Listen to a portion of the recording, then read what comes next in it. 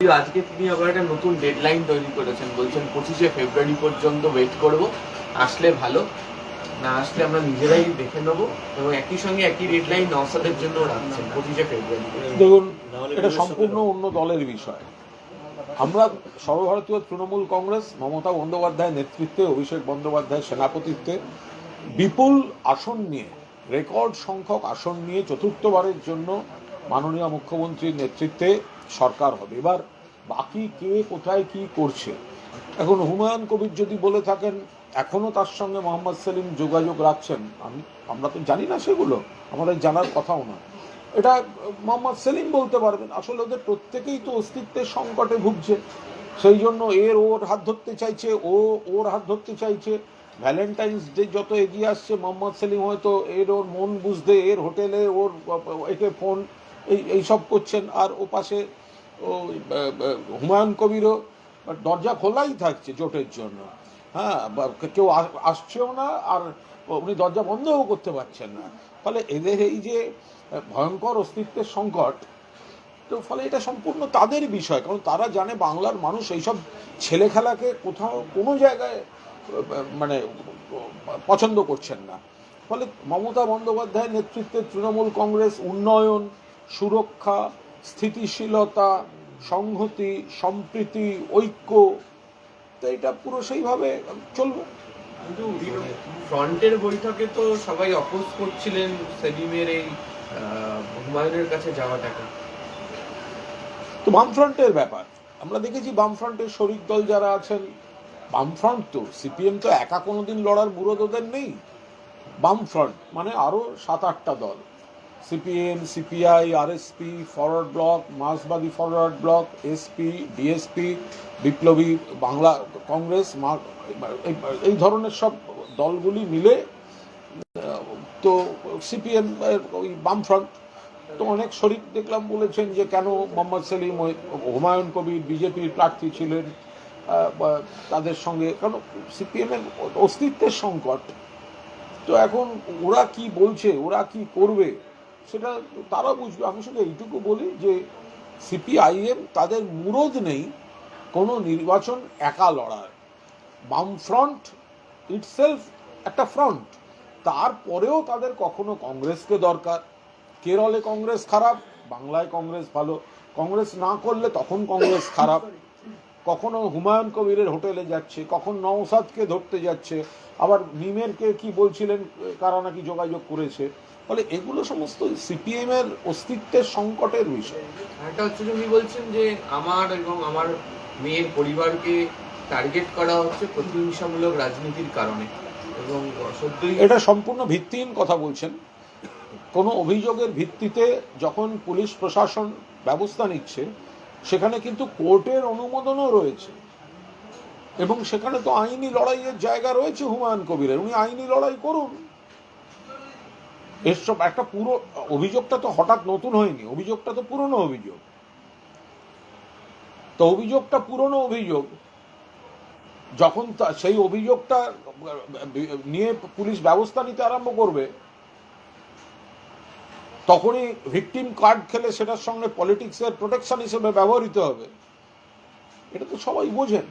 কাল থেকে বাবরি মসজিদ নির্মাণের কাজ শুরু করবেন হুমায়ুন, এবং মুর্শিদাবাদ থেকে উত্তর দিনাজপুর পর্যন্ত বাবরি যাত্রা শুরু হবে। দেখুন, আমি আবার বলছি,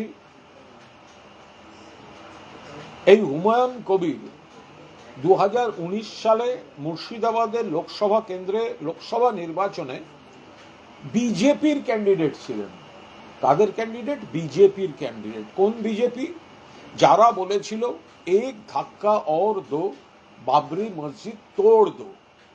তারপরেও হুমায়ুন কবির বিজেপিতে গেছিলেন, নরেন্দ্র মোদী জিন্দাবাদ বলেছেন। সেদিন তার বাবরি মসজিদ সম্পর্কে শ্রদ্ধা, ভালোবাসা কোথায় ছিল যেদিন তিনি বিজেপির প্রার্থী হতে গেছিলেন? আজ আবার বিজেপিকে রাজনৈতিক সুবিধা করে দিতে, বিজেপি বিরোধী যারা মানুষ তাদের মধ্যে বিভ্রান্তি তৈরি করতে তিনি বলছেন বাবরি আমি তৈরি করব।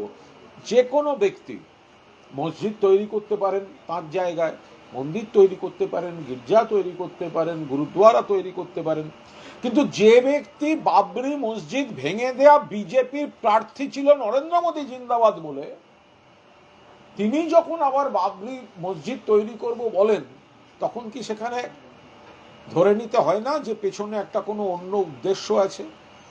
মানুষ সেটা বুঝবেন।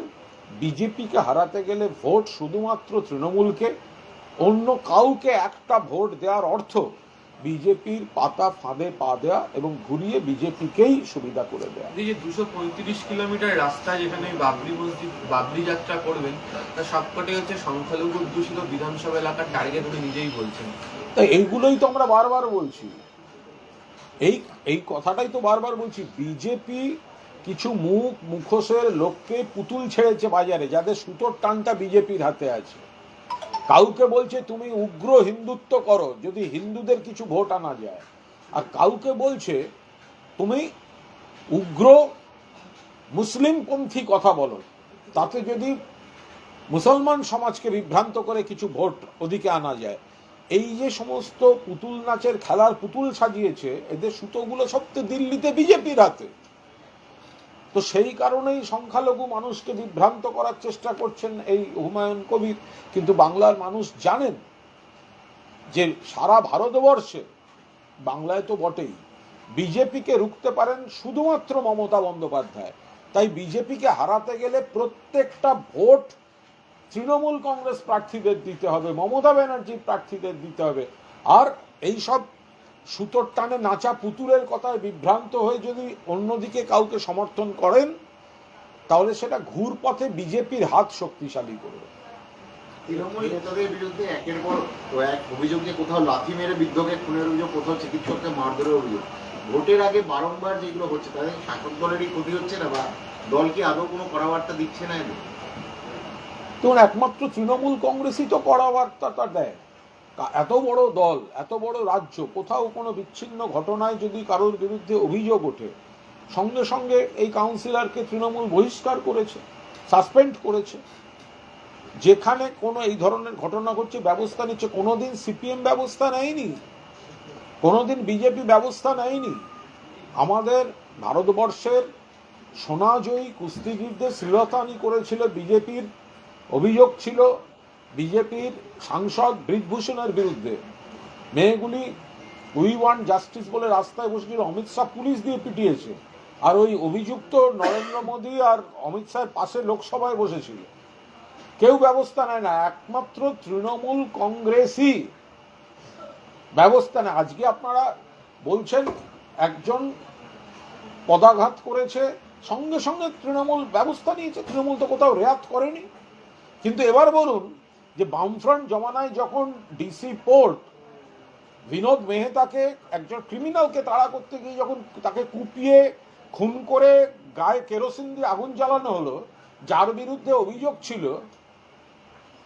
তার বিরুদ্ধে বামফ্রন্ট কোন ব্যবস্থা নিয়েছে, সিপিএম কোন ব্যবস্থা নিয়েছে?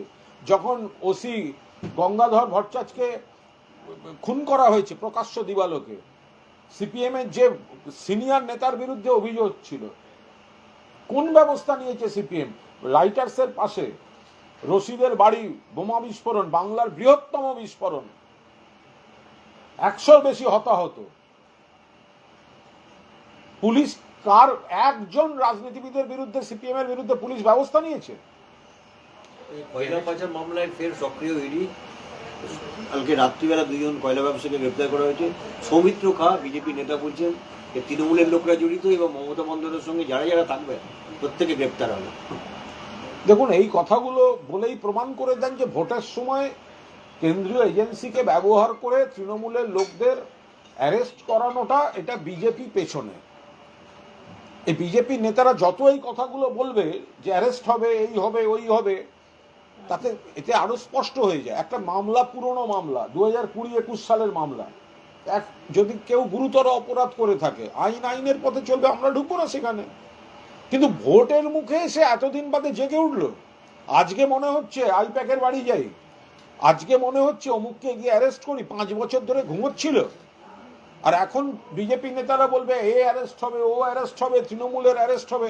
এটা আরো বেশি এই কেন্দ্রীয় এজেন্সিকে রাজনৈতিকভাবে আমরা কোনো কেসের মেরিট নিয়ে কথা বলছি না, সেটা বলা আমার কাজ নয়, আমি সেটা জানিও না, কিন্তু টাইমিং নিয়ে অবশ্যই বলার অবকাশ আছে। যদি কেসের মেরিট এত ইম্পর্টেন্ট হবে তাহলে 5 বছর ঘুমোচ্ছিল তদন্তকারীরা? আর যে কংগ্রেসের আনা স্পিকারের বিরুদ্ধে অনাস্থা যে প্রস্তাব, তাদের তৃণমূল কংগ্রেস সই করেনি, যদিও তৃণমূল একটা অন্য ফর্মুলা তাদেরকে দেওয়ার চেষ্টা করেছে। এটা কি মানে বিরোধী ঐক্যে কোথাও একটা অনীহা তৈরি হচ্ছে কংগ্রেসের প্রতি পুনরায়? এটা নিয়ে আমি কোনো মন্তব্য করব না, কারণ এটা পুরোটাই সংসদে আমাদের সংসদীয় নেতারা রয়েছেন। লোকসভার দলনেতা অভিষেক বন্দ্যোপাধ্যায়, আমাদের সর্বভারতীয় সাধারণ সম্পাদক, ইতিমধ্যেই এর ব্যাখ্যা দিয়েছেন, ফলে এটা নিয়ে এখান থেকে কোনো মন্তব্য করব না।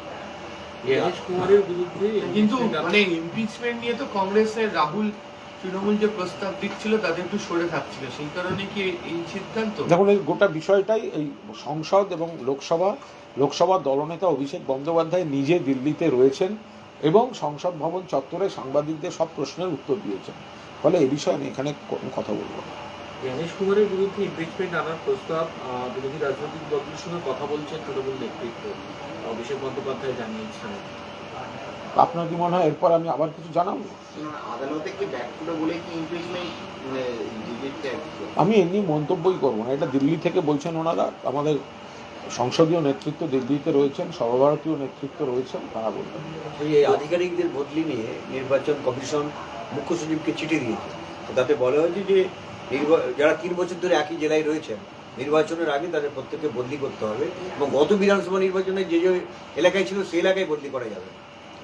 দেখুন, নির্বাচন কমিশন যখন যাই করছেন, এসআইআর পদ্ধতি থেকে শুরু করে বাকি গোটাটাই তারা তো বিজেপির দলদাস হিসেবে কাজ করছেন।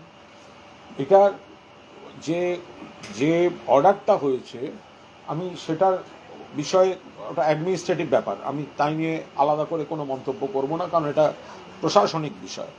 কিন্তু এটা ঘটনা যে বিজেপির কিসে সুবিধা, বিজেপি কি চাইছে, বিজেপি কি হলে বিজেপিকে একটা তাদের আবদার মেটানো যায়, তো সেইগুলোই তো BLA 2 নিজের বুথের বাসিন্দা হওয়ার কথা। এখন বিজেপির লোক নেই, জোন নেই, সংগঠন নেই, BLA 2 নেই, তাই আবার হোয়াটসঅ্যাপে একটা নতুন ফতোয়া এলো ইলেকশন কমিশনের যে বাইরের লোককেও আনা যাবে। তো ফলে ওরা বিজেপি কি করতে চাইছে, বিজেপির দল নেই, সংগঠন নেই, কিন্তু কেন্দ্রীয় এজেন্সি আছে, নির্বাচন কমিশন আছে, এগুলোকেই শাখা সংগঠন, গণসংগঠন হিসেবে ব্যবহার করছে। 2রা মার্চ রাজ্যে বিধানসভা ভোট ঘোষণার সম্ভাবনা, মানে 3 দফায় ভোট করাতে পারে কমিশন সূত্রে খবর। তাহলে আমারও তার আগের দিন বিকেলে এই নিয়ে মন্তব্য করার সম্ভাবনা আছে। না, আদৌ যদি তাড়াতাড়ি যদি আছে, মানে শান্তিপূর্ণ কি করা সম্ভব?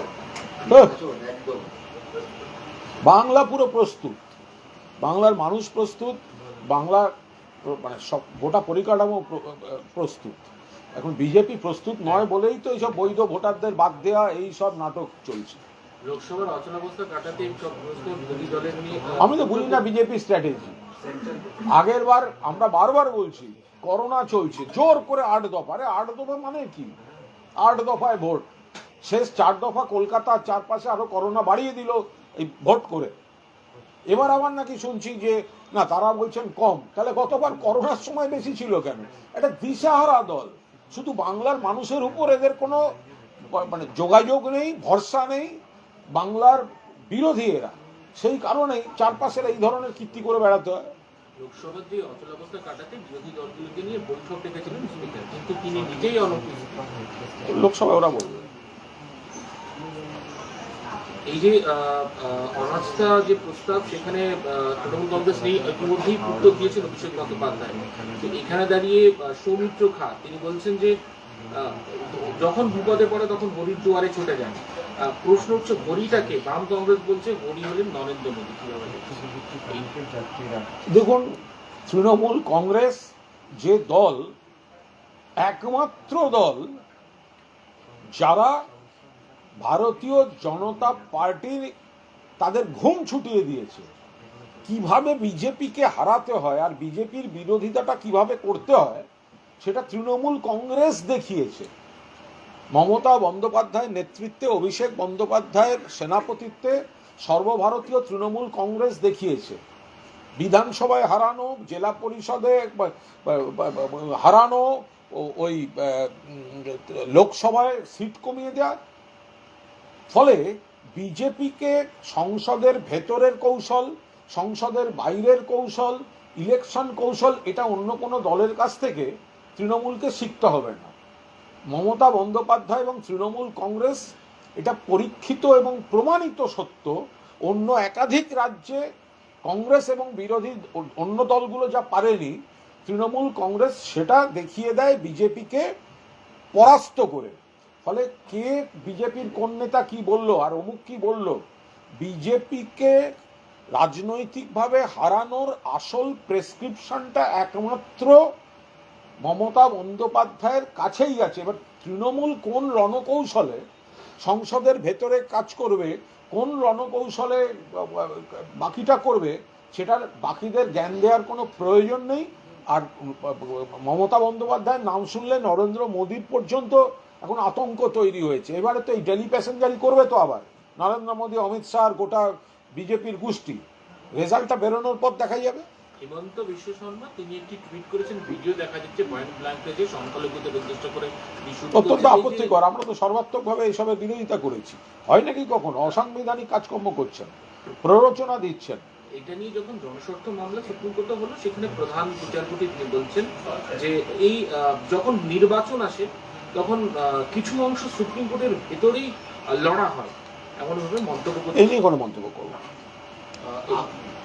আগস্টের বদলে এপ্রিল থেকেই চালু বেকার ভাতা, মানে যদি মার্চ বিরোধী ভোট হয়, বেকারদের মন পেটে কি আগস্টের বদলে এপ্রিল থেকেই ভাতা দিয়ে বেকারদের মনকে একদম টার্গেট করছে শাসক দল? কিন্তু মাননীয় মুখ্যমন্ত্রী নিজে সাংবাদিক বৈঠক করে সব জানিয়ে দিয়েছেন, আমি কোনো মন্তব্যই করবো না। আমাদের সকলে এমনিতেই তো আমাদের দিকেই আছে। আমাদের সরকার, মমতা বন্দ্যোপাধ্যায় সরকার ভোটের দিকে তাকিয়ে বাড়তি কিছু ভোটের জন্য করছে না। সারা বছর তৃণমূল কংগ্রেস পড়াশুনো করে। পড়াশুনো মানে রাত জেগে পরীক্ষার আগে তৃণমূল কংগ্রেসকে পড়তে হয় না। পড়াশুনো করা মানে সারা বছর জনসংযোগ এবং একের পর এক উন্নয়নের স্কিম। ফলে তো বাজেট তো এই সময়ই হয়, বাজেটটা তো আর অন্য মাসে হয় না। তো প্রত্যেক বছরই তো দেখা যায় মানুষের জন্য মমতা বন্দ্যোপাধ্যায় নানা ধরনের কাজ করছেন। সমাজের সমস্ত পেশার, সমস্ত শাখার মানুষকে উপকার দেন। যারা সমালোচনা করে প্রথমে, তারপরে দেখা যায় তারাই নকল করতে নেমেছে। এই যে এসআইআরের যে শুনানি হচ্ছে, সেখানে দেখা যাচ্ছে একদিন বাদে উচ্চ মাধ্যমিক পরীক্ষার্থীরা লম্বা লাইন দিয়ে তারা দাঁড়িয়ে আছেন। এর আগে তো একাধিক হেনস্থা হয়েছে, বা উচ্চ মাধ্যমিক পরীক্ষার্থীরা তারা লম্বা লাইনে দাঁড়িয়ে আছেন। হ্যাঁ, তো হেনস্থা হচ্ছে। তো এসআইআর নিয়ে মানুষকে প্রবল অশান্তির মধ্যে, হয়রানির মধ্যে ফেলেছে বিজেপি, এবং এর জবাব আসন্ন বিধানসভা নির্বাচনে বাংলার মাটি থেকে ভালো রকমভাবে পাবে তারা। এই যে আরজিকরের ঘটনায় আক্তার আলী একাধিক তাকে একেবারে দুর্নীতি তুলে ধরেছিলেন, এমনটা দেখা গিয়েছিল। এবার তাকেই গ্রেপ্তার করলো সিবিআই, জেলে হেফাজতে তাকে পাঠানো হয়েছে। তো দেখা যাচ্ছে তিনি নাকি ছিলেন হুইসেল ব্লোয়ার। তো যাদের কথায় সব নেচেছিল, এই আক্তার আলী, তিনি নাকি সাধু পুরুষ আর বাকিরা ছিল সব খারাপ। সেই তাতে কিছু লোক নাচলো, মানুষকে বিভ্রান্ত করা হলো, বলে উই ওয়ান্ট সিবিআই। নে ভাই, এবার সিবিআই এসে ওকেই বলেছে আপনি দুর্নীতিগ্রস্ত, এবার সিবিআই তাকেই ধরেছে।